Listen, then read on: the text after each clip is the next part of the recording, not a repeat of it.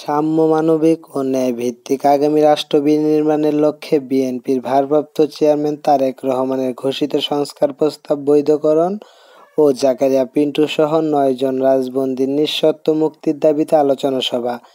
Mamunur Rahman, bureau chief, Rajshahi বিভাগ। সরকার গঠন করবে এবং দেশ পরিচালনা করবে, এটা এখন আপনাদের হাতে। আপনারা যদি চান তাহলে সেটা হবে, আর আপনারা যদি না চান তাহলে সেটা হবে না। যদি চান তাহলে আমাদেরকে ভোটের জন্য যা যা করার দরকার তাই আপনারা করবেন ইনশাআল্লাহ। দলের যে বদনামের থেকে আপনারা সবাই সেভ করবেন।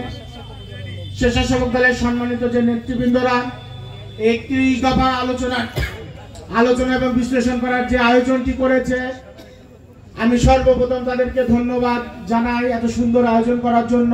এবং এর সঙ্গে এই শাহপুর ইউনিয়ন বিএনপি, যুবদল, ছাত্রদল যারা সহযোগিতা করেছেন তাদেরকে আমি ধন্যবাদ জানাই। ঈশ্বরদী উপজেলা এবং পৌর বিএনপি, যুবদল, ছাত্রদল। আপনারা সকলেই জানেন সংবিধান এবং রাষ্ট্র ব্যবস্থাকে গণতান্ত্রিক সংস্কার এবং আকারে বলবো ৩১ দফাটা কি। তার আগে আমি বলতে চাই, আপনারা জানেন যে গত কয়েকদিন আগে ২১শে গ্রেনেড হামলা, শেখ হাসিনা হত্যার মিথ্যা মামলায় আমাদের প্রাণপ্রিয় নেতা, আমাদের বিএনপির ভারপ্রাপ্ত চেয়ারম্যান সহ এই নেতার সকল রাজবন্দীদেরকে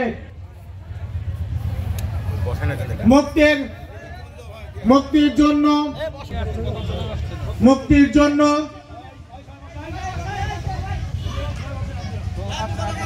আমি বক্তব্য দাও। যে নেতৃবৃন্দ আছেন ৪৭ জনকে যেভাবে কারাদণ্ডে প্রেরণ করেছেন এই রং হেরেড শেখ হাসিনা, আজকে আমরা তার ভিতর থেকে ৩২ জনকে বের করতে সক্ষম হয়েছি।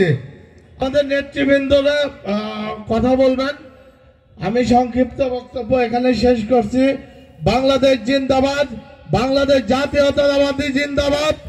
খালেদা জিয়া স্বেচ্ছাসেবক দলের কেন্দ্রীয় শ্রমিক দলের কার্যকারী সভাপতি এবং ঈশ্বরদী উপজেলা বিএনপির প্রস্তাবিত আহ্বায়ক ভাইকে এবং নান্নু ভাই সহ নেতৃবৃন্দকে ফুল দিয়ে বরণ করে নেওয়ার জন্য যাচ্ছি। আমরা করতালির মাধ্যমে তাকে স্বাগত জানাই।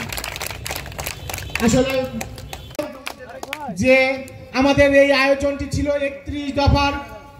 ৩১ দফাটি বইয়ের ভাষায় লেখা আছে, যেটা আপনাদের বোঝানোর জন্য, বিশ্লেষণ করার জন্য আমরা চেষ্টা করছি। উদ্যোগ থেকে স্বেচ্ছাসেবক দলের আয়োজনে সারা ঈশ্বরদী উপজেলা এবং পৌর বিএনপির সঙ্গে আলোচনা করে তারা অনুমতি দেন।